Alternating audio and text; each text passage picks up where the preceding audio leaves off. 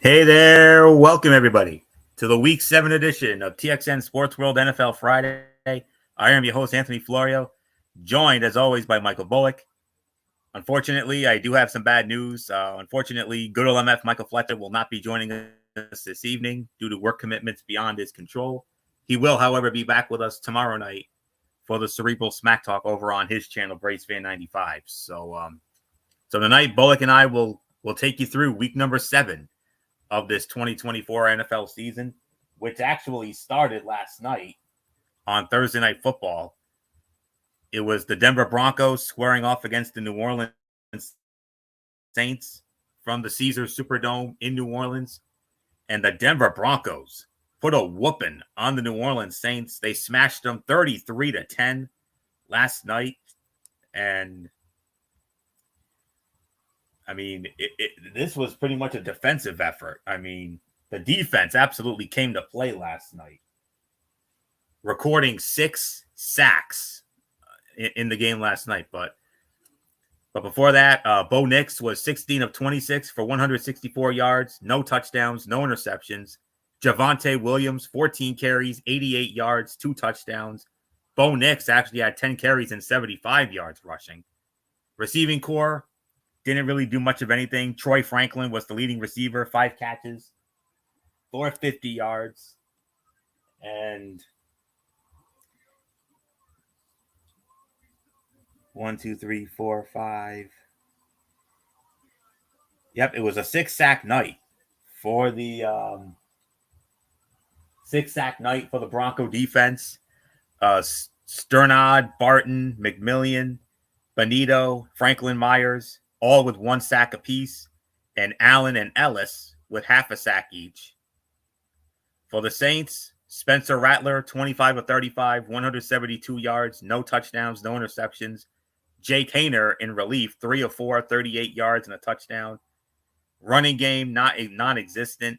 Miller was the leading rusher, 6 carries for 36 yards.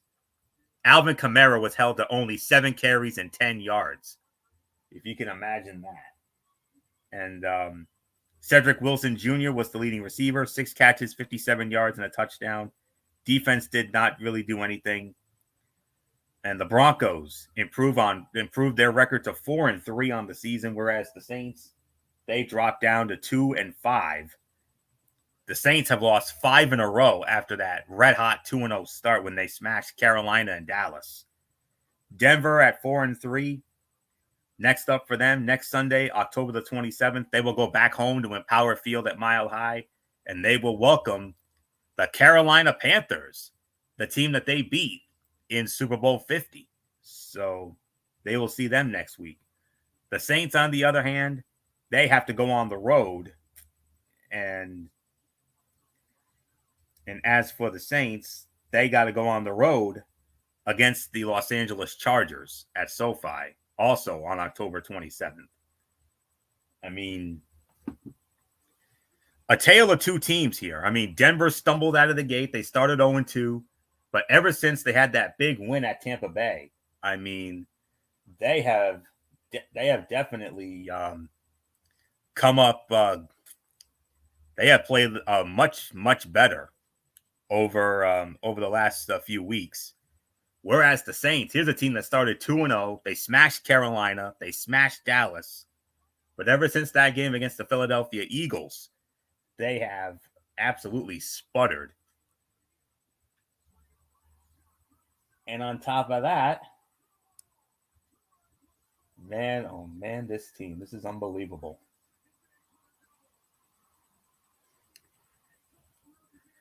Wow. Okay.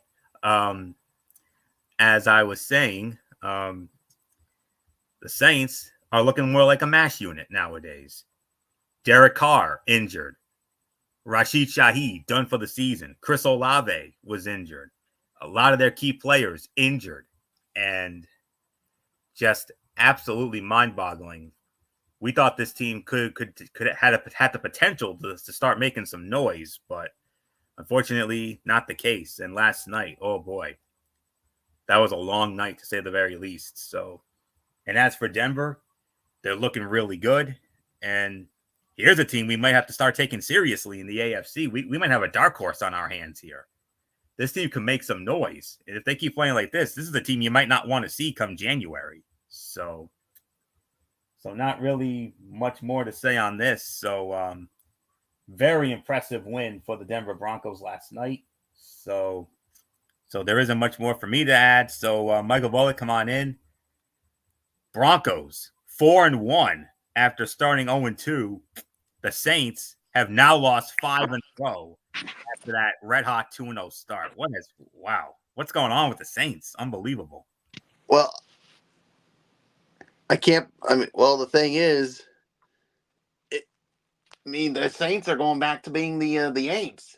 I mean, like you said, 2-0, and now they're 2-5, and yeah, but the Denver Broncos. I mean, we thought that it was just going to be another average, mediocre year for them, but maybe it's high time that we start taking these guys real seriously.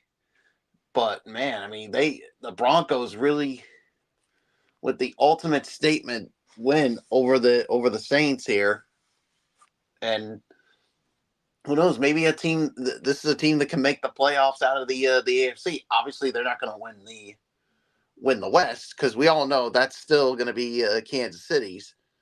But I could see them as maybe as a wild card team.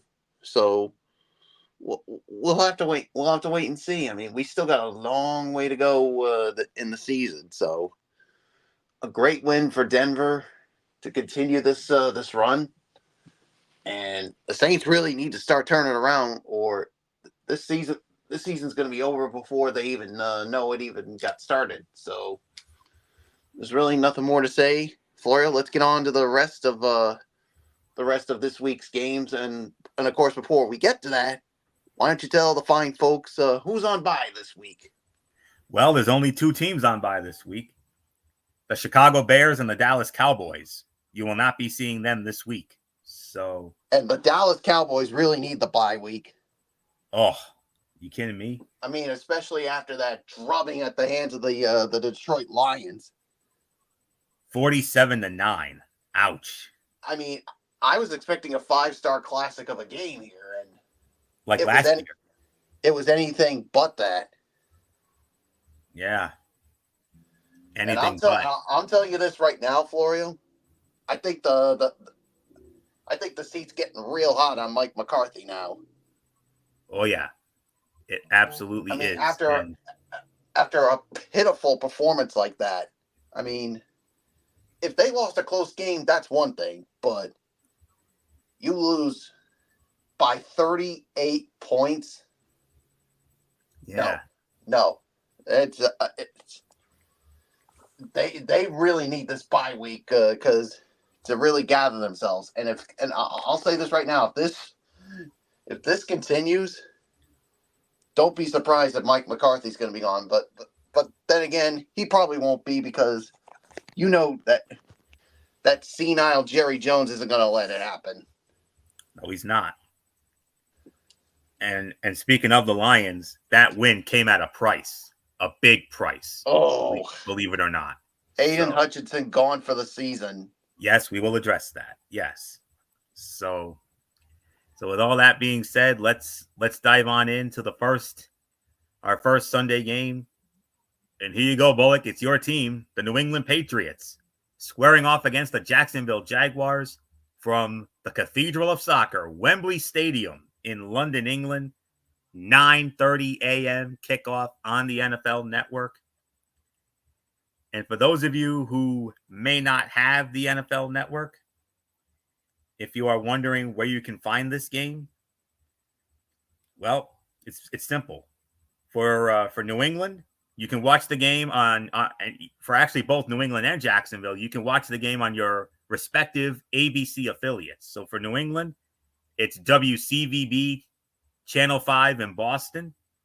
And Jacksonville, it's WJXX ABC 25 in Jacksonville. So that's only for the people of Boston and Jacksonville. 9:30 a.m. NFL Network. interesting announced team here. We got Chris Rose, Joe Thomas, and Steve Weish. They will be on the call for this game. And Jacksonville opening up as a 6-point favorite, even though the series history is one-sided in favor of the Patriots. Regular season, it's 8-1 all time in favor of New England. 8-1. Their last meeting was 2021 in Foxborough. The Patriots absolutely smashed Jacksonville 50-10 in that one. The Jaguars' only win against the Patriots in the regular season, 2018, week number 2 in Jacksonville. Jacksonville won that game 31-20. That was a rematch of the previous year's AFC Championship game. So with that, let's dive on in. And by the way, this is our Zonk game of the week. So, and you obviously know why, because both teams are 1-5. So let's dive on in. Patriots rookie quarterback Drake May threw for 243 yards in his first career start last week and now faces a Jaguars pass defense that ranks last in the NFL, allowing... Wow. Drake May threw for 243 yards in his first career start and now faces a Jaguar pass defense that ranks last in the NFL, allowing an average of 276.7 passing yards a game. May became the first quarterback to make one of his first 2 career starts in a game outside the United States since the NFL started playing international regular season games in 2005. Will the Jaguars change their approach on defense against another rookie quarterback in Drake May? Jacksonville opted to sit back and minimally blitz Chicago's Caleb Williams last week, just 8 times and 32 dropbacks, and got shredded, allowing him to throw for 226 yards and 4 touchdowns. The Jaguars have the second worst blitz percentage, 17.6 in the NFL, but it looks like top corner Tyson Campbell off a hamstring will be back. So that beefs up the secondary a bit and might make defensive coordinator Ryan Nielsen a little more aggressive. The Patriots enter this matchup on a 5-game losing streak, which is tied for the longest by New England over the past 30 seasons. The FPI loves Jacksonville. 70% going with the Jacksonville Jaguars, and I am going with the Jacksonville Jaguars to win this game as well.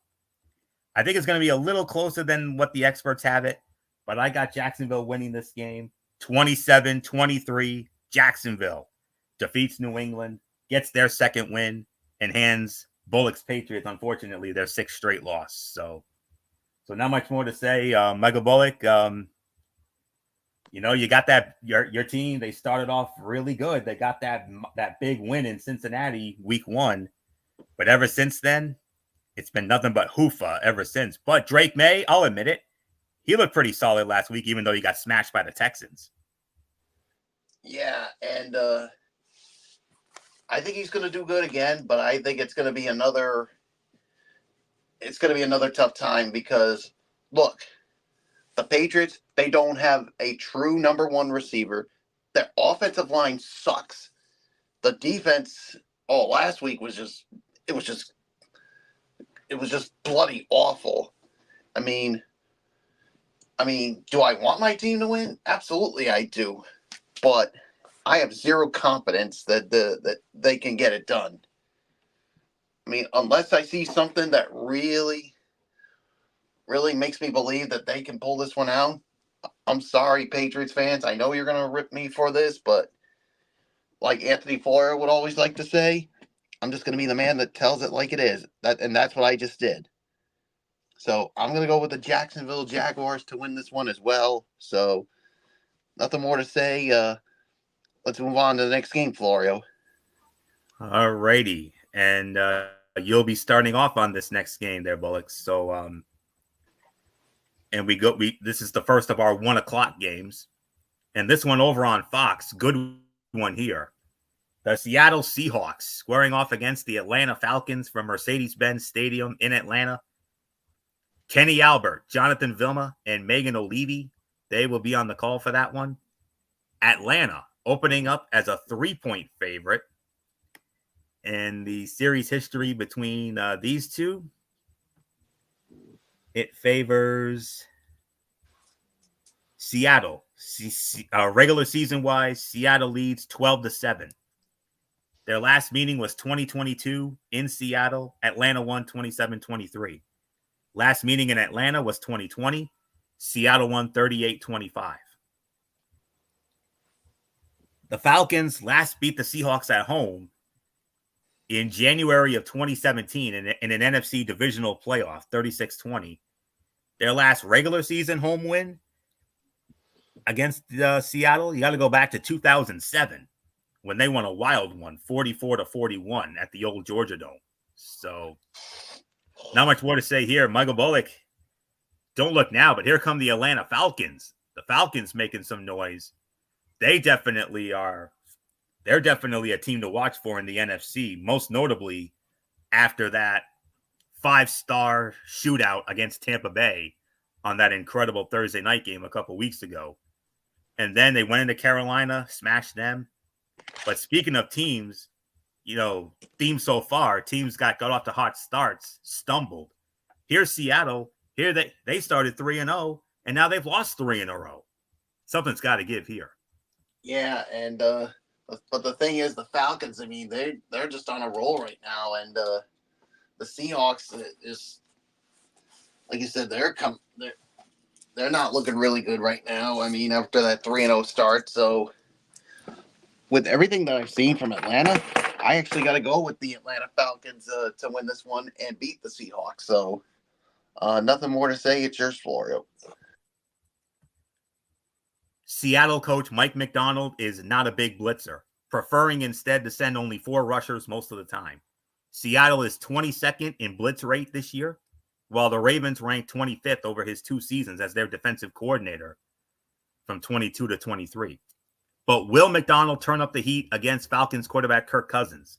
The Falcons have allowed the lowest pressure rate in non-blitz situations, and the Seahawks have to find a way to create more takeaways after recording only 1 in their last 5 games. Falcons running backs Bijan Robinson and Tyler Algier both had breakout games last week, combining for 200 yards and 3 touchdowns on the ground. The Seahawks have allowed the 5th most rushing yards, 868 in the league, and 5 yards a carry, tied for the 3rd worst mark. Atlanta might look to be a run-first team for the 2nd straight week with its formidable 1-2 punch. The Seahawks have scored 20-plus points in all 6 games this season. The Baltimore Ravens and the Washington Commanders are the only other teams to do the same.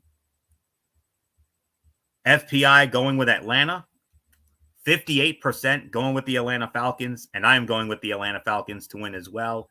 Close game, high-scoring game. I'm going to say 31-27. Atlanta defeats Seattle. So with that being said, we move on to our next matchup. Our side of the ledger is loaded and very, very loaded. And this next game is on CBS, and it will feature, and this is our number, I believe this is our number 6 game of the week on our end. The Tennessee Titans squaring off against my Buffalo Bills, Highmark Stadium in Orchard Park. And on the call for that one for CBS, it'll be Andrew Catalon, Tiki Barber, Jason McCourty, and AJ Ross. Buffalo opening up as a 9.5-point favorite. And the series history between these two, regular season wise, Tennessee leads the all-time series 29-18. Their last meeting was on a Monday night in 2022 in Buffalo. Buffalo smashed Tennessee on that night 41-7. Last time Tennessee beat Buffalo was 2021 in Nashville, also on a Monday night. That was a wild game, 34-31.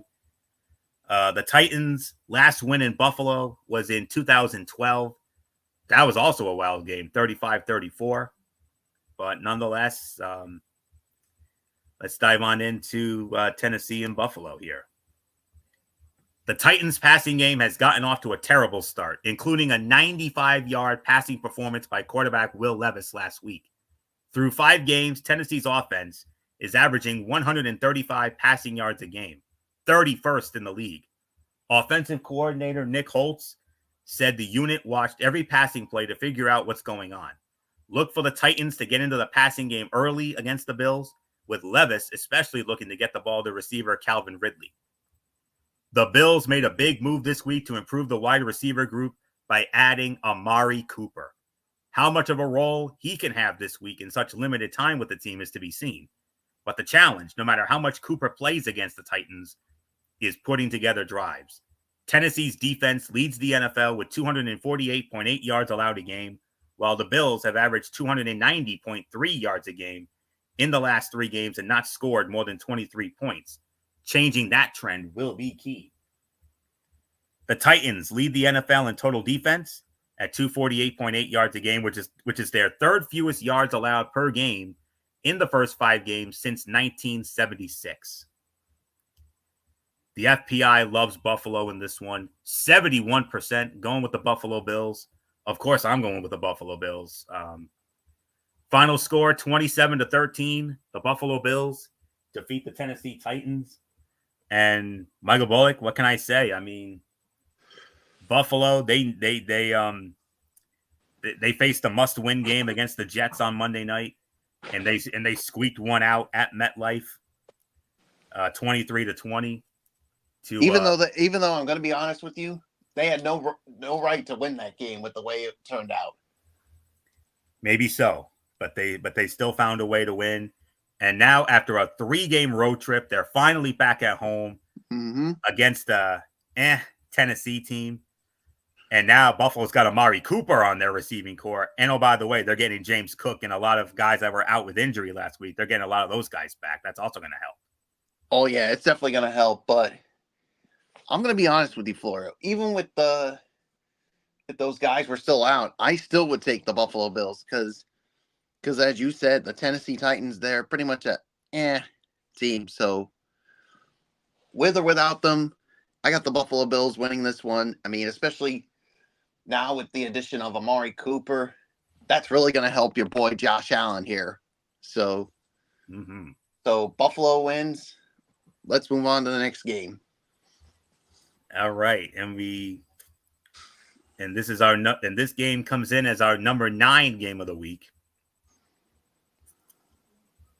The Battle of Ohio in the AFC North. The Cincinnati Bengals squaring off against the Cleveland Browns. Cleveland Browns Stadium in the Dog Pound in Cleveland. Spiro Ditas, Adam Archuleta, Aditi Kinkabwala will be on the call for CBS. Cincinnati opening up as a 5.5-point favorite. Cincinnati leads the all-time series 53-48. And last year, both teams split. Both teams won at home. So Cleveland won at home 24-3 last year. Matter of fact, the Browns have actually won the last 3 meetings in a row at home against the Bengals. 24-3 last year, 32-13 in 22, and then 21-16 in 21. Actually, the Browns have actually done very well against the Bengals in Cleveland as of late. The Bengals have not won in Cleveland. If I'm looking at this correctly, I think the last time the Bengals won in Cleveland, you got to go back to 2017. And they smashed Cleveland that day, 31-7. But the Browns have won 6 straight at home against the Bengals. So not much more to say. Michael Bullock, our number 9 game of the week, the Bengals, they got it together. They got an ugly win over the Giants last Sunday night. And the Browns, things keep getting worse for them. Now they've lost Amari Cooper to Buffalo. And, oh boy, what a mess in Cleveland. Well, I think the writing was on the wall, Florio. I mean, it's like this team wasn't going to go anywhere. So what was the point of keeping Amari Cooper when this team looks like it ain't going anywhere? So they obviously had to make the move here. So, but yeah, I mean, it was an ugly win for Cincinnati, but what do I always say? A win is a win. Take it any way you can. And that's what they did against the Bengals here. So, I mean, against the Giants, I should say. So, with the way things are going with the Browns, I'm going to make this really easy. I'm going with the Cincinnati Bengals to win this one. I still think it's going to be close, but I think Cincinnati will find a way to win. So give me the Bengals. It's yours, Florio. No player has impacted Cincinnati quarterback Joe Burrow more than Browns defensive end Myles Garrett. Garrett has sacked Burrow the most, eight times, hit him twice as much as anyone else, 16, and has also held Burrow to a 28.6 completion percentage when pressuring him. Joe Burrow on Facing the Browns said, "We're going to have to get physical, run the ball really well, play action, and just play an overall team game." For the Browns, running back Nick Chubb is expected to make his season debut as he returns from last year's severe knee injury. While Chubb probably will be on a snap count, he could help a struggling offense that still has not found an identity through 6 games. The Bengals defense ranks last in the NFL in success rate on run plays, 47.3%.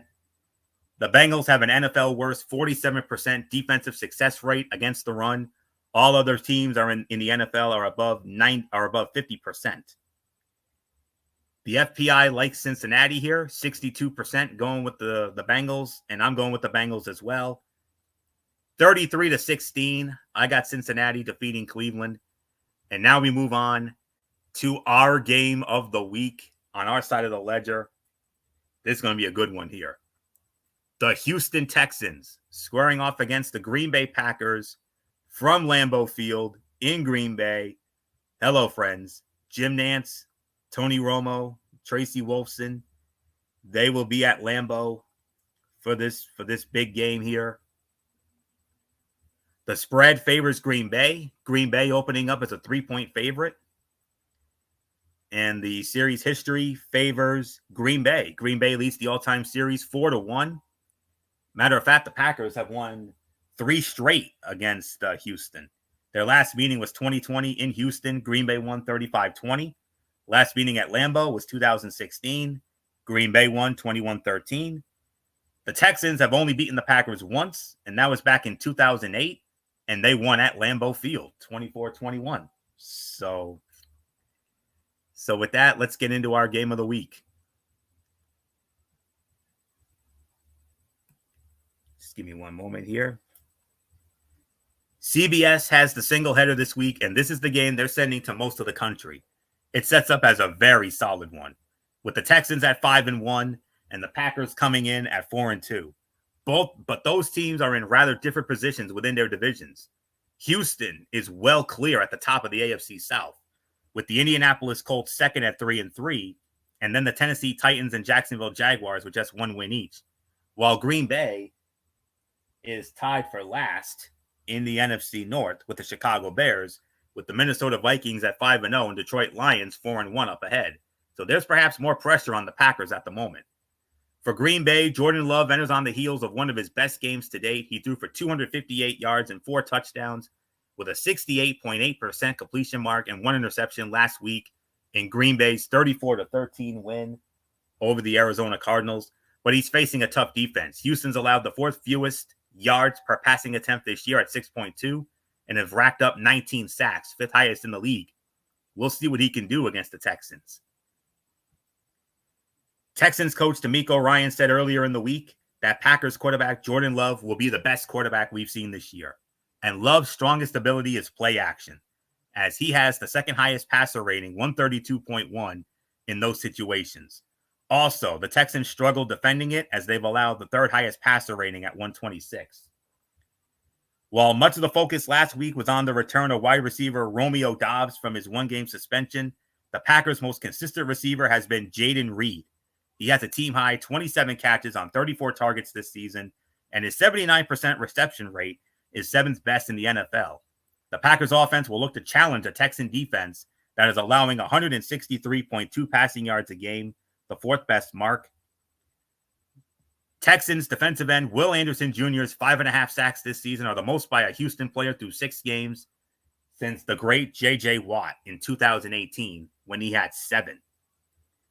The FPI slight edge to Green Bay, 58% going with the Packers. And I'll say it like this.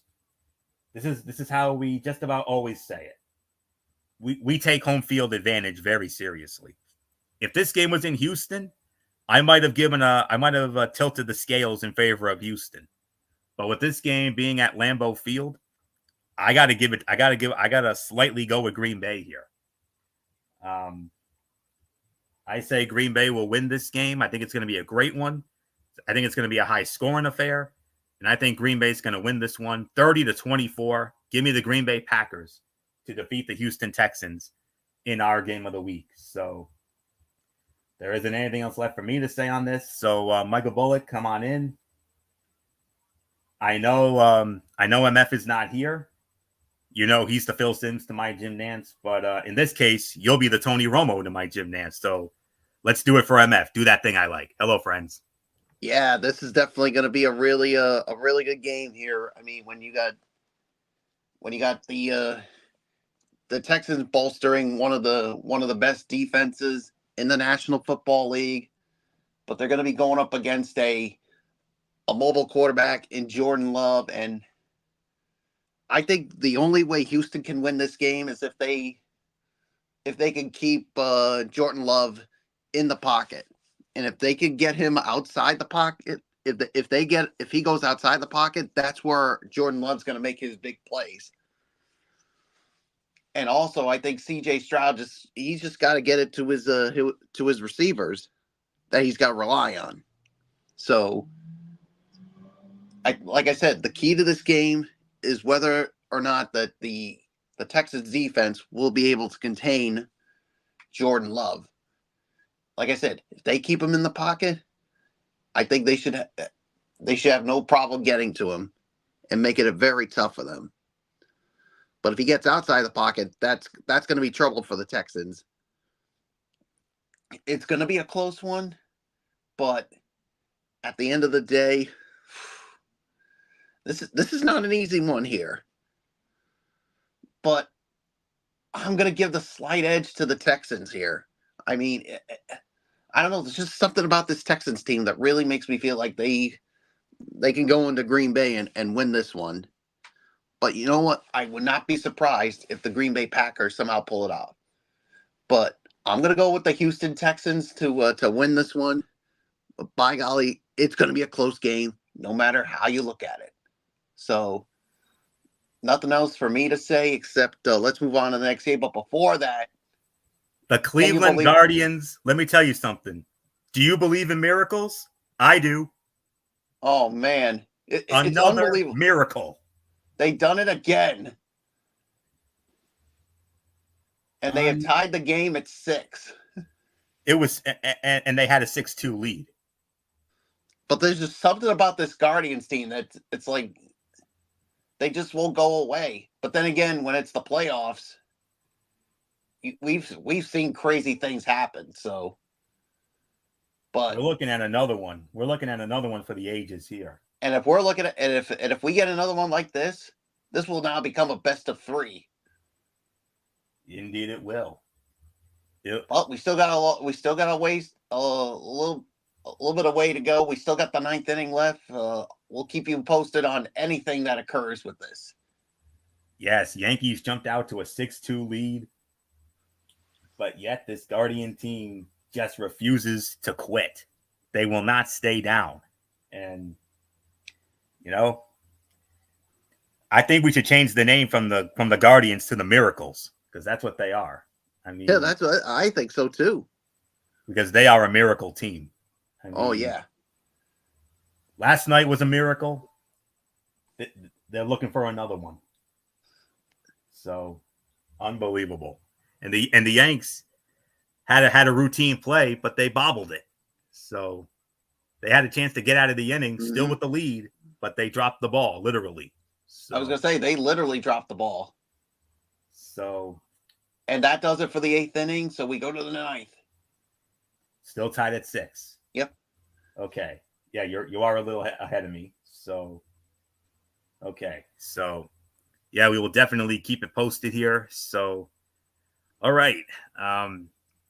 Next up on the docket, a renewal of an old school AFC East divisional rivalry, a game that you can find over on Fox, as it will be good old MF Michael Fletcher's team, the Miami Dolphins, squaring off against the Indianapolis Colts, Lucas Oil Stadium in Indianapolis. And on the call for Fox here, it will be Kevin Kugler, Daryl Moose Johnston, and Laura Oakman. The Colts, Indianapolis, opening up as a 3-point favorite. Miami leads the all-time regular season series 46-28. Their last meeting was 2021 in Miami, and the Colts won that game 27-17. Last meeting in Indianapolis was 2019. Miami won that one 16-12. The Colts last beat the Dolphins at home the year before, 2018. That was a 27-14 win. So, Michael Bullock, Dolphins and the Colts at Lucas Oil Stadium, renewal of an old school AFC East divisional matchup here. And Anthony Richardson is back as the starting quarterback for the Colts. Yes, he is back. He is back for them. So, but man, I mean, this is a tough one for me to call. I mean, do I want to go with the Miami Dolphins, or do I want to go with the Colts? But man, I don't know. The whole quarterback situation really makes me feel like I just don't have that confidence in whoever the Miami Dolphins bring in. I mean, until Tua Tagovailoa returns from his concussion. So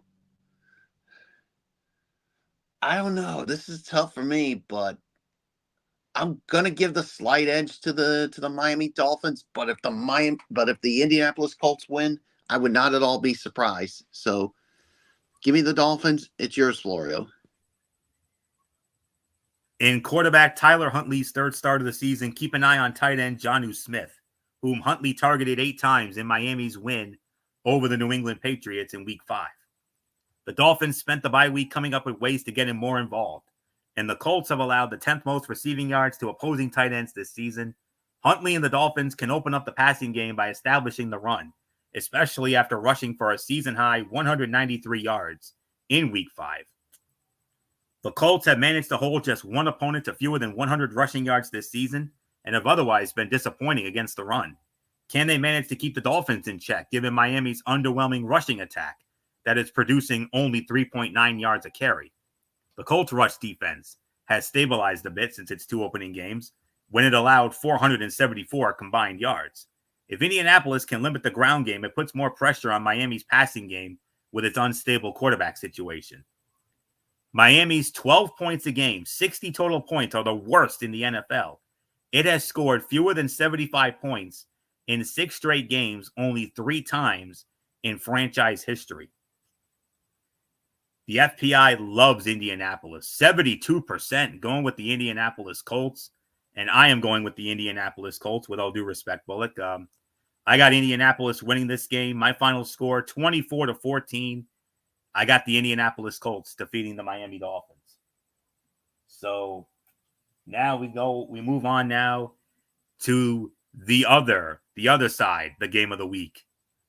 Record-wise, this is the game of the week right here on the NFC side. Huge game in the NFC North Division. The Detroit Lions squaring off against the Minnesota Vikings from US Bank Stadium in Minneapolis. Adam Amin once again sitting in for Joe Davis on Fox. Joe Davis, of course, with well into his baseball playoff commitments. Adam Amin sitting in for Joe Davis alongside of his crew, Greg Olson and Pam Oliver. And the spread favors Minnesota. Minnesota opening up as a 1.5-point favorite. Series history, one-sided affair. Minnesota very well ahead in the series, 80-43 with 2 ties. And last year, the Lions actually swept both meetings. The Lions actually won in Minnesota last year, 30-24. The Vikings' last home win against the Lions and overall was 2022 when they won 28-24. So with that being said, let's get into the NFC game of the week. You know, these are the aforementioned teams ahead of the Green Bay Packers in the NFC North. They square off this week and in a game also going to much of the country. So many of those, even without Sunday ticket, will be able to flip back and forth. Sam Darnold has been a revelation for the unbeaten Vikings to date, but he is coming off his roughest game of the season against his former team, the Jets. There, he only completed 14 of 31 attempts for 179 yards. Meanwhile, the Lions are coming off an emphatic 47-9 win over the Dallas Cowboys that prompted a Jerry Jones meltdown this week. There, Jared Goff completed 72% of his passes and threw for 315 yards and 3 touchdowns and no interceptions. But while he's also playing well this season, supporting cast may be key here. The Lions have a great offensive line and a strong receiving core, while the Vikings have a particularly strong running back in Aaron Jones, but it's unclear if he'll be available. Both teams have strong defenses, though, with Minnesota second and Detroit fifth in points allowed to date. Minnesota allowing 76, Detroit allowing 91. Detroit's offense will enter Minnesota on a roll under the leadership of quarterback Jared Goff, who has 5 touchdown passes and 0 interceptions in his last 2 games. The Lions have won 3 straight against the Vikings, but are 2.5-point underdogs for the first time this season. It's hard to imagine the Vikings winning if they're not able to slow the Lions' run game. Minnesota's defense has allowed the NFL's second fewest rushing yards a game at 67.2 and the fewest rushing touchdowns, 0.2 a game, while Detroit ranks 4th with an average of 157.8 rushing yards a game. When the Lions are able to run on offense, they're extremely difficult to beat. In 8 career games against the Lions, Vikings wide receiver Justin Jefferson has totaled 1,073 receiving yards. That's the most by any player in his first 8 games versus an opponent in NFL history. The FPI gives a slight edge to Detroit, 57% going with the Detroit Lions. Now, I'm going to be honest with you, friends. I'm rooting for the Detroit Lions because I have an emotional connection with the Detroit Lions. You've heard me talk about this on this show before. My older brother Nick is a humongous Lions fan. And he's been a fan of this team since the days of his all-time favorite player, the great Barry Sanders, the great Hall of Famer Barry Sanders. And I am rooting for this team. I really am. But I just have this feeling about Minnesota, though, especially with the game being in Minnesota and with this team doing way better than any of us expected. I'm going to be honest with you. I consider them the biggest surprise in the NFL this season. I mean, they drafted J.J. McCarthy out of Michigan. He gets hurt before his season even starts. And they're like, Sam Darnold's going to be the quarterback of this team? He sucks. Yeah, nobody told him that, though. And look what this team has done ever since. It's mind-boggling how this team is 5-0. We certainly did not have this on our bingo cards. I'll tell you that right now. And as much as I love Detroit and as much as I'm rooting for Detroit, I'll be honest with you. My gut is telling me to go with Minnesota here because they have found ways to win. So I am going with the Minnesota Vikings to win this game. It's going to be a close one. 28-27, Minnesota beats Detroit. But would I be surprised if Detroit wins? No, I wouldn't. So I don't know. Very tough game to call. I will not lie. So Minnesota 28-27, but it's not an overwhelming confident pick. So not much more to say. Michael Bullock, like we talked about earlier, Minnesota, they have found ways to win, very creative ways to win this season. And there's not really much more. Hey, the Yankees have just taken the lead. How about that? Yeah, I think it was on an error. Yeah, great heads-up base run in there, young man. Well done. Mm-hmm. So it is now 7-6 New York. They have runners at the corners with 1 out in the top of the 9th. So regardless of how the rest of the inning plays out, the Yanks will have a lead. Hopefully they can hold on to it. So God forbid. So, but anyway, getting back to this, Minnesota 5-0. You would think with Sam Darnold as their quarterback, you would think this team's going to suck. Oh no. This team just keeps finding ways to win. But the Detroit Lions, we talked about it earlier. They smashed Dallas 47-9. But oh boy, did it come with a price. Their star defensive player, Aiden Hutchinson, done for the year. Oof. Yeah, that really hurts. I mean, a broken tibia and fibula. But there is some good news. They do expect him to make a recovery and be back for next season. So this is tough. I mean, like there's a part of me that says to go with the Lions, but then there's another part of me that wants to go with the Minnesota Vikings because, like you said, Florio, they always seem to find a way to win. I mean, who'd have thunk that they would have this record with Sam Darnold as their quarterback? I would have said no chance of that happening. This is tough, but I can't believe I'm saying this, but I'm actually going to go with you, Florio. I'm going to go with the Minnesota Vikings to win this one. But just like you said, I'm not too confident about this because I mean, would I be surprised if Detroit wins? No, I wouldn't be surprised. But there's just something about this Minnesota team that's got me believing. So I'm going to go with the Minnesota Vikings to win this one. So it's yours, Florio. And the Yankees have just added to their lead. Gleyber Torres with an RBI single, scoring the run. It is now 8-6 Yankees. Still in the top of the ninth, first and second, and now we got the heart of the order coming up. Here, well, and the Juan judge Soto, is coming up. And Juan Soto, who's already hit a home run tonight. He got the party started with a 2-run shot in the first inning. So let's see if he can add to his night. So what a turn of events, I tell you. So all right. So with that being said, we move on. Checking my this is actually our last early game here. This will also be on Fox, 1 p.m., and it will feature another divisional matchup. Oh, and by the way, that Detroit-Minnesota game, sole possession of first place in the NFC North to the winner. So, big one indeed. All right.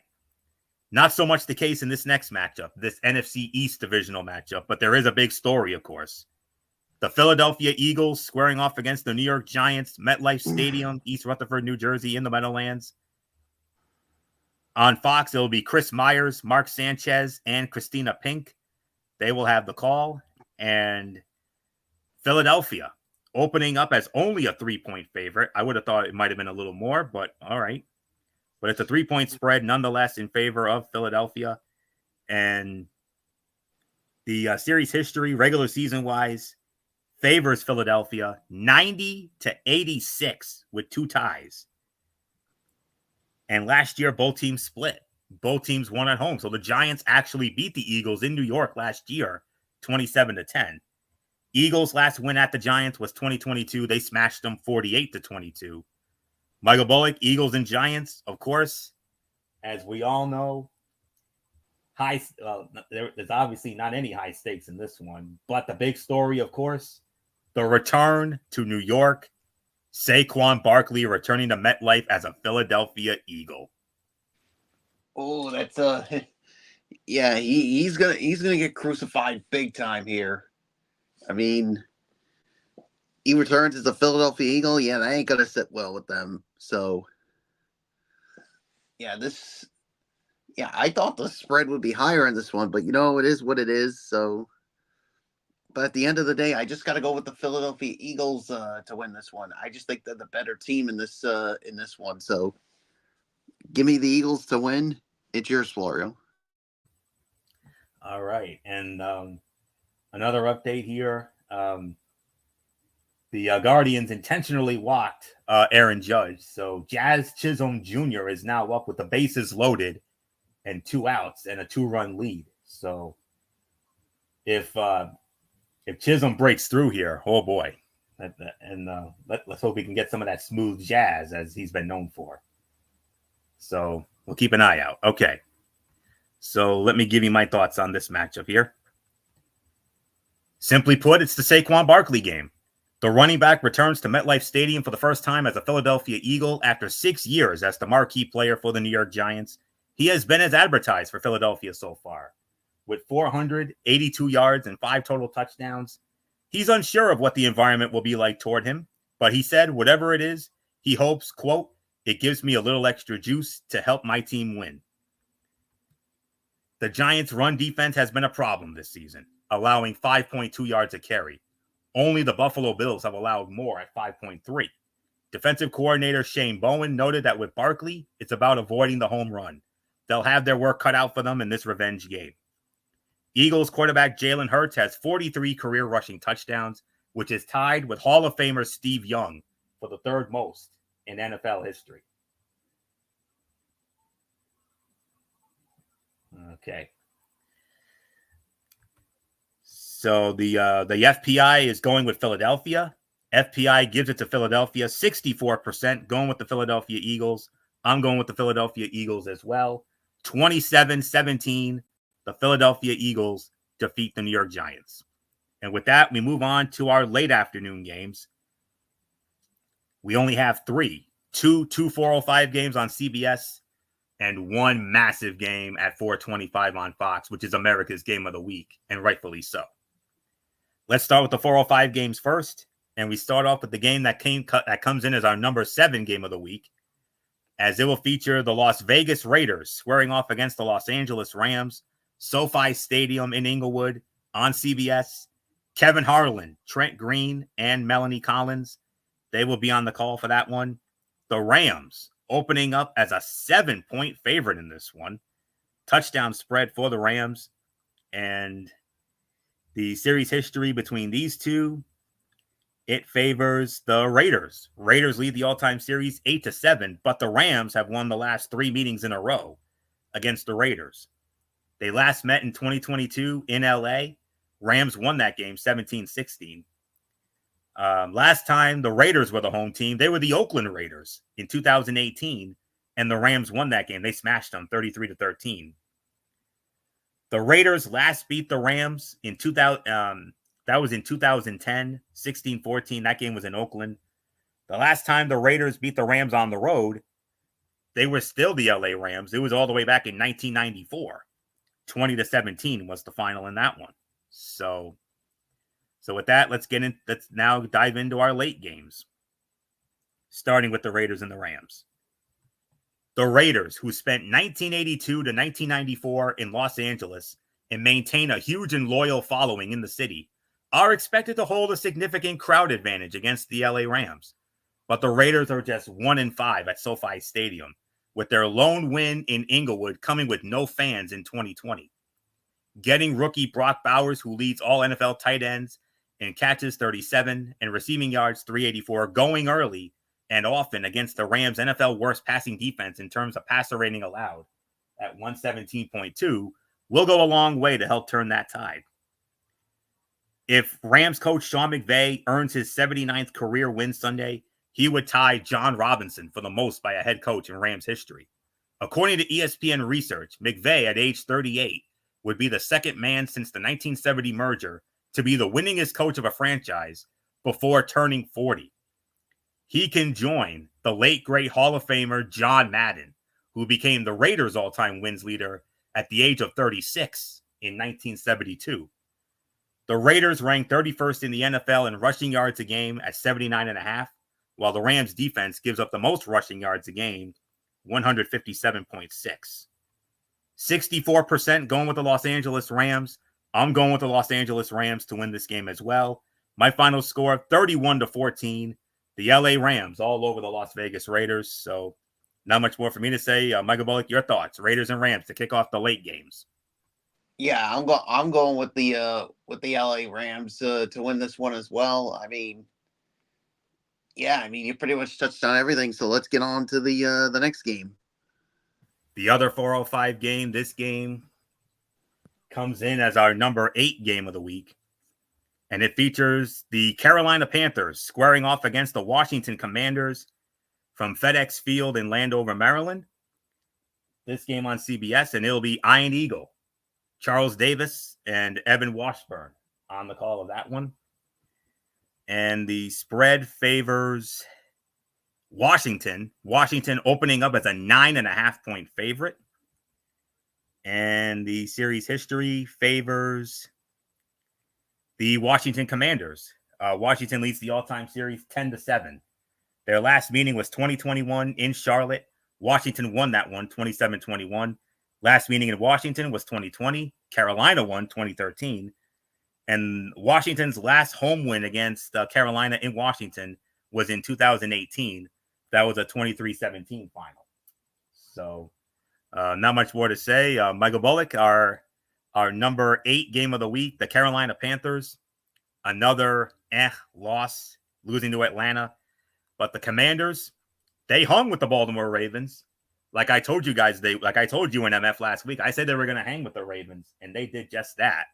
Although they did lose 30-23, but this Commander team's still for real in my book.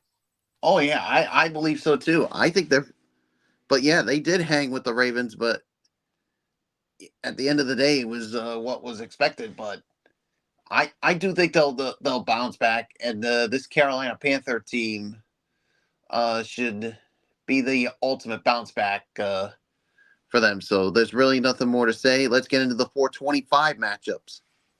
Well, we only have one, and it's the big one. And I think we know what it is. All we can say, Super Bowl rematch. And America's Game of the Week on Fox. 425, nationally televised game. Everybody who's anybody is getting this game. It's not just one. It's just not one part of the country. Everybody is getting this.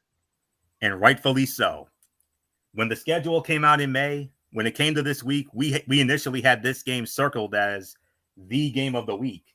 But in this instance, I would say overall it's the number 3 game, only because the Houston, Green Bay, and Detroit, Minnesota games I think are a smidgen bigger. But it's still the rematch of Super Bowl 58 from this past February. The Kansas City Chiefs squaring off against, well, actually, no. I actually have to give my thoughts on the Carolina-Washington game. My apologies. I'm so excited. And, of course, I also have my mind on the Yankees, of course. But my apologies, friends. But it happens. We get excited. You can't blame us. But, all right. So let me get into this now. Nope. Okay. This is a nightmare matchup for the Carolina defense, even if it does get back 3 players. Josie Jewell, Jadeveon Clowney, and Sam Franklin from injuries. The Commanders rank 5th in total offense, 378 yards a game, and rush offense, 157.3, and are 2nd in scoring at 29.7 points a game. The Panthers rank 29th in total defense, 379.8 yards allowed a game, 30th against the run, 153.5, and last in points allowed, 33.8 points a game. Rookie quarterback Jaden Daniels' ability to make off-schedule plays creates even more of a problem for Carolina. Washington has been hit hard by injuries along the defensive line, with defensive tackle Jonathan Allen with a pectoral out for the year, and defensive end Dorrance Armstrong dealing with a rib injury that might sideline him Sunday. Rotational defensive end Javonte Jean-Baptiste with an ankle was just placed on IR. That could lead to a tricky game Sunday. In the last 4 games with quarterback Andy Dalton starting, the Panthers rank 8th in rushing yards a game at 130 and 7th in yards a carry at 5. Dalton is 10th in QBR during this period. Commanders quarterback Jaden Daniels has gone 4 straight games with 70-plus total QBR, which is tied for the second longest streak by rookie starting quarterback since 2006, when total QBR was introduced. Only longer streak was 6 games by Matt Ryan in 2008. The FPI loves Washington in this one. 73% going with the Washington Commanders. And I am going with the Washington Commanders to win this game as well. My final score, I'm going to say 38-21. The Washington Commanders defeat the Carolina Panthers. And now we move on to America's Game of the Week. The rematch of Super Bowl 58. The Kansas City Chiefs squaring off against the San Francisco 49ers. Levi's Stadium, Santa Clara, California. On Fox, Kevin Burkhardt, Tom Brady, Aaron Andrews, Tom Rinaldi. Spread favors San Francisco is actually opening up as a 1.5-point favorite, believe it or not. And the regular season series between these two teams is tied at 7-7. Last year, we all remember it, only the second Super Bowl to ever go to overtime, where the Kansas City Chiefs won the game by a score of 25-22 in overtime on a Patrick Mahomes touchdown pass to Mecole Hardman. Jackpot! We all remember Jim Nantz with that great call, and Taylor Swift and her entourage celebrating in that big press box there. Last meeting was 2022 in San Francisco. Kansas City smashed San Francisco 44-23. Niners last beat the Chiefs at home and overall back in 2014. Final score was 22-17. I think I'll actually get to my point in a little bit, but let's dive right on in, as this is our rematch of Super Bowl 58. This one is interesting on several levels, and not just for newly confirmed Raiders part owner Tom Brady and the restrictions he's operating under. Although those have been in place all year, they got more attention this week, including with Brian Baldinger weighing in. But on the field, there's a lot to cover in this rematch of February Super Bowl 58, which Kansas City won 25-22 in overtime. And some of that is the dichotomies of these teams. Kansas City is 5-0 this year and outscoring opponents 118-85. So there shouldn't be many problems, right? Well, wins are wins, but they haven't played a great schedule. With the Baltimore Ravens and Atlanta Falcons, they're only past opponents who are above 500 at this point. And some of their key stars, including Patrick Mahomes, 1,235 passing yards, 6 passing touchdowns, and 6 interceptions, with a 69.4% completion rate, and Travis Kelce, 24 catches for 228 yards and no touchdowns, have not appeared on the stat leaderboards than we would normally expect. Meanwhile, the 49ers are tied at the top of the NFC West, but they are just 3-3 on the season. And Brock Purdy, 1,629 passing yards with 9 touchdowns.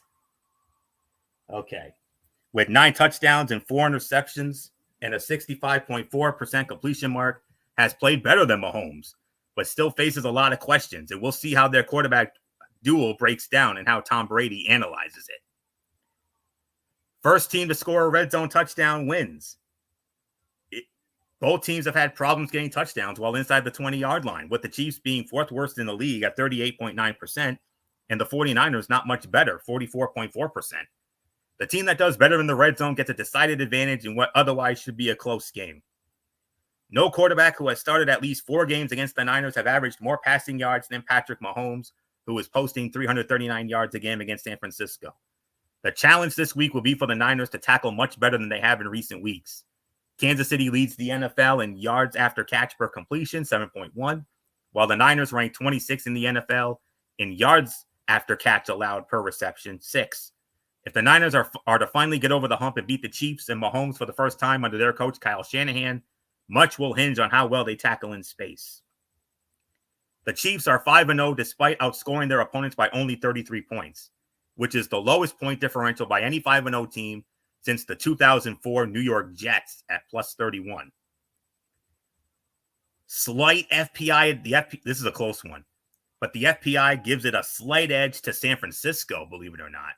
52%, only 52% going with the San Francisco 49ers. But I'm going to be honest with you. I am going with the Kansas City Chiefs to win this game. I think the Chiefs are going to find a way like they always do. I think they'll steal this one. 28-24. The Kansas City Chiefs defeat the San Francisco 49ers. And breaking news from Major League Baseball, it is a final. Sorry, Cleveland. No miracle tonight. The New York Yankees have somehow, some way held on to win this game. They had defeated the Cleveland Guardians by a final score of 8-6. Yankees now up 3-1 in the American League Championship Series. And they have a chance to shut it down tomorrow night in game number 5. So we shall see. So Yankees win 8-6. They're up 3-1. And a chance to close it out tomorrow night. So we'll see what happens. So 28-24, Kansas City defeats San Francisco for me. So not much more to say. Michael Bullock. Oh, man, another. Well, for Cleveland, sorry, Cleveland, no miracle tonight. But as for this, Kansas City, San Francisco, when we did our schedule release show back in May, we had this penciled in as pretty much the game of the week when we saw this week of games, but not this time around because there are 2 other games that are actually bigger than this one, but still, it's still the rematch. Kansas City, San Francisco at Levi's Stadium. If it's anything like what we saw in February, we're in for a good one. Oh yeah, this definitely should be a good one here. So, but yeah, I mean, yeah, this ought to be something really good here. I mean, you know the 49ers are thinking payback after what happened after what happened in the Super Bowl. I mean, yeah, this was. I mean, it was a really good game. I mean, we all saw it, and yeah, I mean, this was a game that we all will never forget here, and Kansas City wants to prove why they won that Super Bowl. That Super Bowl win was no joke, was no fluke. So yeah, so I cannot wait to see what goes down with this. But I think at the end of the day, who did you go with, Florio? I went with Kansas City because, as we all know, they always find a way to win somehow, some way. Yeah, and I'm with you too. I got to go with the Kansas City Chiefs as well because, like you said, this team just always finds a way to win. So until I see something from San Francisco that makes me feel like they're gonna do it, I got to go with KC. So nothing more to say. Let's move on, Florio. Okay, and we move on now to the first of 3 primetime games this week.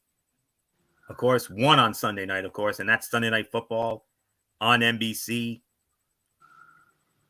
It's our number 3. It's the number 3 game of the week on our side of the ledger. The New York Jets squaring off against the Pittsburgh Steelers, Acrisure Stadium, formerly Heinz Field in Pittsburgh, for the second time in 3 weeks. And of course, on the call for this one, as always, Sunday Night Football, you know who it is, as always. Mike Tirico, Chris Collinsworth, Melissa Stark. Spread favors, believe it or not, the Jets. The Jets opening up as a 1.5-point favorite. A little surprising. One-sided regular season series. Pittsburgh leads the all-time series regular season-wise 18-7. However, the Jets have actually won the last 2 meetings against Pittsburgh, including in 2022, their last meeting in Pittsburgh. Jets won that one 24-20.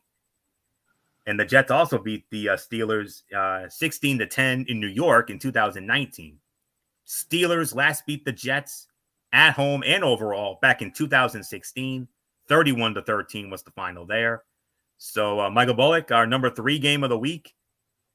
Couple of changes here. First off, for the Jets, Davante Adams. They traded for Davante Adams. They got Davante Adams. Davante Adams and Aaron Rodgers back together. Can they duplicate the magic they had in Green Bay? And of course with Pittsburgh, all signed, there's a possibility that we might actually get to see Russell Wilson this week.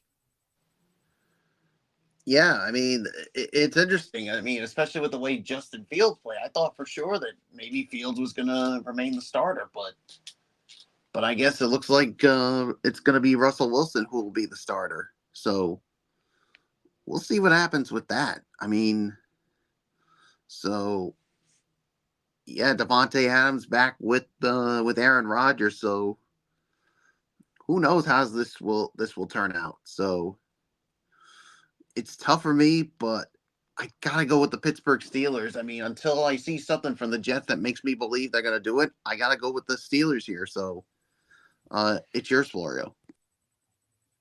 Yeah. There's plenty of drama around both of these teams. The Jets came close to a win on Monday in interim head coach Jeff Ulbricht's debut in that position, falling 23-20 to my Buffalo Bills, but they are still just 2-4 on the season. And the questions about quarterback Aaron Rodgers, 1,387 yards, 9 touchdowns, 5 interceptions, and a 61.8% completion mark, his level of influence on the team and his comments to the media remain. He did get an interesting new and familiar piece this week with the trade for his old friend in Green Bay, Davante Adams, and we'll see how that works out. Meanwhile, the Steelers are facing some quarterback drama of their own after head coach Mike Tomlin's apparent decision, although it's not finalized yet, to start the returning from injury Russell Wilson over Justin Fields this week. Fields started Pittsburgh's first 6 games and led them to a 4-2 record, throwing for 1,106 yards with 5 touchdowns and 1 interception and a 66.3% completion mark, and running for 231 yards and 5 touchdowns. But Tomlin looks set to make that change if Wilson is healthy enough. So we'll see if that quarterback situation really is as good for the Steelers as Bill Belichick claimed earlier this year. Newly acquired wide receiver Devontae Adams is expected to make his Jets debut in what could be a make-or-break game for 2-4 New York. He appears healthy after a 3-week hamstring injury, so don't be surprised if he has a significant workload. The coaches believe he's ahead of the learning curve because of his background with quarterback Aaron Rodgers. A sobering stat, the Jets' 6-game point total, 113, is the same as it was last season with Zach Wilson at quarterback. Pass protection has been a problem, 30 quarterback hits in the last 3 games, and they have to deal with Steelers linebacker TJ Watt, who has 4.5 sacks on the season already. With Russell Wilson now healthy, the Steelers face another significant quarterback decision against a Jets defense that's tied for third with 20 sacks this season. Justin Fields has been sacked 16 times, tied for 6th most in the NFL. The Steelers' offensive line is also poised to start its 5th combination in 7 games, with Ryan McCollum taking over at center for injured rookie starter Zach Frazier. Fields' mobility undoubtedly helps a banged-up offensive line, but Tomlin has expressed a desire to explore an offense with Russell Wilson as the signal caller. Aaron Rodgers has 28 consecutive games with fewer than 300 passing yards, which is the longest active streak in the NFL and the longest in his career. Slight FPI edge to Pittsburgh. This is the smallest FPI of the week. It's only 51% for Pittsburgh. But I am going for the Pittsburgh Steelers to win this game as well. 21-17, Pittsburgh defeats the Jets. And now we move on to the first of 2 Monday Night Football games. We have another double Monday Night Football tilt this week. We have not 1 but 2 Monday Night Football games this upcoming week. And we started off with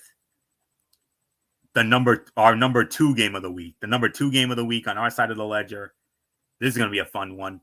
The Baltimore Ravens squaring off against the Tampa Bay Buccaneers, Raymond James Stadium in Tampa.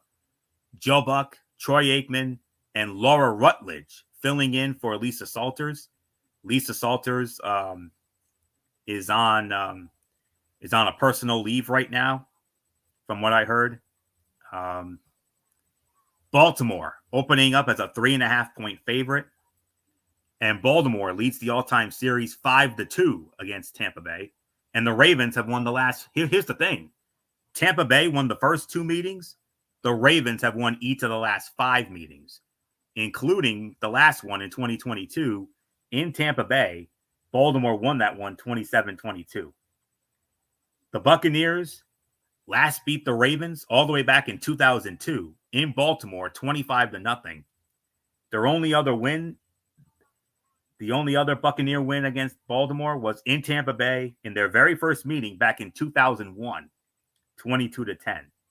So let's dive into this. This sets up as a strong clash of 4-2 teams. For Tampa Bay, wide receiver Chris Godwin is having an incredible year. He leads the league with 43 catches, is tied for first with 5 touchdowns, and is third with 511 receiving yards. He's been a big part of quarterback Baker Mayfield's resurgence. Mayfield has thrown for 1,489 yards, 15 touchdowns, and only 5 interceptions, with an almost 71% completion rate to date. But the Buccaneers have had some major stumbles this year. They're coming off a 51-27 win over the New Orleans Saints, but they lost 36-30 in overtime to the Atlanta Falcons the week before, and their other loss was in an embarrassing 26-7 defeat against the Denver Broncos. Meanwhile, the Ravens are coming off a 30-23 win in a high-profile quarterback duel between Lamar Jackson and the Washington Commanders' Jaden Daniels. Reigning NFL MVP Jackson threw for 323 yards and a touchdown with a 76.9% completion mark and 1 interception last week, while also rushing 11 times for 40 yards, one of his best performances of the season. His best was probably the week before, where he threw for 348 yards and 4 touchdowns against the Cincinnati Bengals. On the season, Jackson has thrown for 1,529 yards, 7th in the league, and 10 touchdowns to only 2 interceptions and a 67% completion mark. It'll be interesting to see what he can do against the Bucs defense that's conceded almost 8 yards per attempt so far this year. That's 7th highest in the league. This marks the 9th meeting between quarterbacks Baker Mayfield and Lamar Jackson, two Heisman Trophy winning quarterbacks who were selected with the first and last picks of the first round in the 2018 draft. Jackson leads the head-to-head matchups against Mayfield 6-2, winning the last 3. The Ravens and Bucs are first and second in the NFL in scoring. The Ravens lead the league with 21 offensive touchdowns, and the Bucs have 20. Tampa Bay probably won't rely on the newly discovered ground game that mustered 277 yards against the Saints, considering the Ravens' defense and surrendering just 59 yards on the ground a game. That's where the Bucs defense needs to be the difference maker. In the games they've lost this year to the Broncos and Falcons, it has been due in large part to poor tackling. Since ESPN introduced total QBR in 2006, 45 quarterbacks have started at least 5 games on Monday Night Football. None of them have posted a higher mark than Lamar Jackson at 85.4. The FPI likes the Baltimore Ravens in this game, 58% going with Baltimore, and I am going to go with the Baltimore Ravens to win what I believe is going to be a very entertaining and high-scoring game. 35-28, the Baltimore Ravens hold off the Tampa Bay Buccaneers in what should be a very fun game on Monday night. So, not much more to say. Michael Bullock, Baltimore and Tampa Bay, our number 2 game of the week, the first of 2 Monday Night Football games this week. Yeah, this should be a good one here, but I think at the end of the day, I got to go with the Baltimore Ravens to win this one. I think Lamar Jackson's going to help get the job done for his team, so there's really nothing more to say. So we go to our last Monday night game. Yes, the other half of the Monday Night Football doubleheader. It's our number 4 game of the week. This will be kicking off at 9 p.m., and this game will be exclusively on ESPN+. So if you want to watch this game, you got to get ESPN+. However, and that's a big however, obviously not everybody has or can afford NFL or ESPN+. So for the people of Los Angeles and Phoenix, for Los Angeles, you can watch the game on KCOP Channel 13 in Los Angeles. And for Phoenix, you can watch the game on your Fox affiliate, KSAZ Fox Channel 10 in Phoenix. So that's for those of you who don't have it, only for the people of Los Angeles and Phoenix. The rest of us, well, you got to find it on NFL Plus. So, but anyways, on the call for this game will be Chris Fowler, Dan Orlovsky, Louis Reddick, and Molly McGrath. Molly McGrath, usually they have Laura Rutledge, but she's working with Joe Buck and Troy Aikman in place of Lisa Salters. So, but anyways, Molly McGrath will be working with Fowler, Orlovsky, and Riddick. And the spread favors Los Angeles. Chargers opening up as a 1.5-point favorite. And the series history favors the Los Angeles Chargers by a count of 11-4. The Chargers have won the last 2 meetings in a row. 2022, they met in Arizona. Chargers won 25-24. Cardinals last beat the Chargers at home and overall back in 2014. Final score was 18-17. So, Michael Bullock, you lead off on our final game of week number 7, the second half of the Monday Night Football doubleheader. LA Chargers, Arizona Cardinals, number 4 game of the week, exclusively on ESPN+. Yeah, I think this should be a really good one here as well. So, but I think at the end of the day, it's going to be a close one, but I do have the Los Angeles Chargers winning this one. So give me the Chargers. Florio, you got the final say. All righty. Chargers quarterback Justin Herbert is coming off his best game of the season with season highs in passing yards, 237, completions, 21, and attempts, 34. The Cardinals are allowing the 11th most passing yards a game at 220.3 in the NFL this season, and offensive coordinator Greg Roman could look to build on Herbert's performance last week with another passing outburst. The Chargers could also get wide receiver DJ Shark Jr., who has been on injured reserve all season, back Monday night. The Cardinals have not found a way to be consistent, but Monday night might be the time they figure it out if they can take advantage of the Chargers' weaknesses. Los Angeles is averaging 187 passing yards a game, which is 29th in the NFL, and 6.6 passing yards per play at 24. Arizona would have to improve on its 22nd ranked 223.3 passing yards allowed a game and 30th ranked 7.78 passing yards allowed per play. But Herbert has thrown for more than 200 yards just once this season, and that was obviously last week. The Chargers have not allowed a single point off turnovers. The only other team that can say that is the Pittsburgh Steelers. Another small FPI favorite.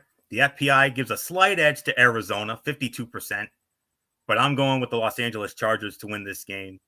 My final score, 20-16. The Los Angeles Chargers defeat the Arizona Cardinals. And with that, that will put the bow on this Week 7 edition of TXN Sports World NFL Friday. We want to thank you all so very much for tuning in as always. We will be back with you once again tomorrow night at 10:30 over on MF's channel, Braceway 95, for another edition of the Cerebral Smack Talk. We will have Friday night SmackDown, and we will also, and MF in his Mikey's mindset, MF will hit us up with the AEW Collision and maybe some MLW. I don't know. We'll see. But that's tomorrow night. Monday night, we're back at it, right back here on the Tone 25, Ridiculously Raw.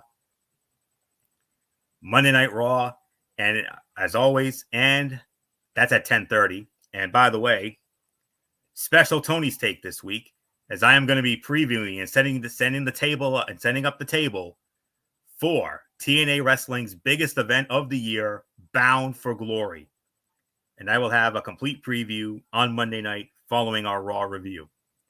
Wednesday night, 10:30 over on MF's channel, Braceway 95, another edition of Wednesday Night Madness, NXT, AEW Dynamite.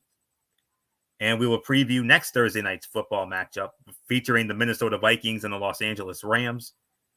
Of course, College Football Thursday on Thursday. Week number 9 edition of that already. Amazing. And then 1 week from tonight, it'll be the Week 8 edition of TXN Sports World NFL Friday. No teams on bye this week. We got a full house next week. We'll recap the Vikings and the Rams. And notable games on next week's slate. The Indianapolis Colts and the Houston Texans in an AFC South Division matchup. The Atlanta Falcons and the Tampa Bay Buccaneers, a rematch of that 5-star classic in Atlanta a couple weeks ago on the Thursday night. The Buffalo Bills going up against the Seattle Seahawks.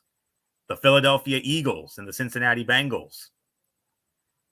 And of course, how about the Dallas Cowboys and the San Francisco 49ers on Sunday Night Football?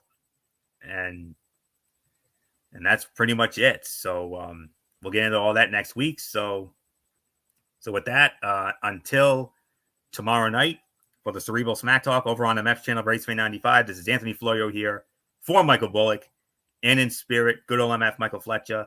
And, of course, always and forever, our First Lady, Dee Dee Woodson. You know the routine, everybody. Thumbs up. Talk to you later. Yeah. Throw it up, Fortune Force style. Bye for now, my friends. God bless. Be good to each other. Have a blessed Saturday. And until tomorrow night, for the Cerebral Smack Talk, you've been watching the Week 7 edition of TXN Sports World NFL Friday, right here on the Tone 25 on YouTube and StreamYard.com. For everybody who has been a part of this one, for now, Anthony Florio, so long, and bye, everybody. Bye.